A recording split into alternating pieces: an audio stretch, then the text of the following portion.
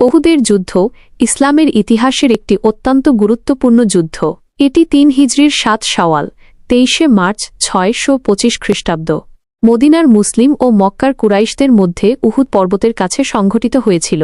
এর নেতৃত্বে ছিলেন যথাক্রমে হজরত মুহাম্মদ শাহ এবং আবু সুফিয়ান। যুদ্ধের প্রেক্ষাপট: বদরের যুদ্ধে মক্কার কুরাইশরা শোচনীয়ভাবে পরাজিত হয়েছিল এবং তাদের অনেক বড় বড় নেতা নিহত হয়েছিল। এই পরাজয়ের প্রতিশোধ নেওয়ার জন্য তারা তীব্রভাবে আগ্রহী ছিল। আবু সুফিয়ানের নেতৃত্বে ৩,০০০ সৈন্যের একটি বিশাল বাহিনী গঠন করা হয়, যার সাথে উট ও ঘোড়াও ছিল। এই বাহিনী মদিনার দিকে অগ্রসর হয়। মুসলিম বাহিনীর প্রস্তুতি: মক্কার বাহিনীর আক্রমণের খবর পেয়ে হজরত মুহাম্মদ শাহ সাহাবীদের সাথে পরামর্শ করেন। তার নিজের মতামত ছিল মদিনার ভেতরে থেকে শত্রুদের মোকাবিলা করা, কারণ মদিনা শহর একটি সুরক্ষিত স্থান ছিল। কিন্তু কিছু তরুণ সাহাবী, যারা বদরের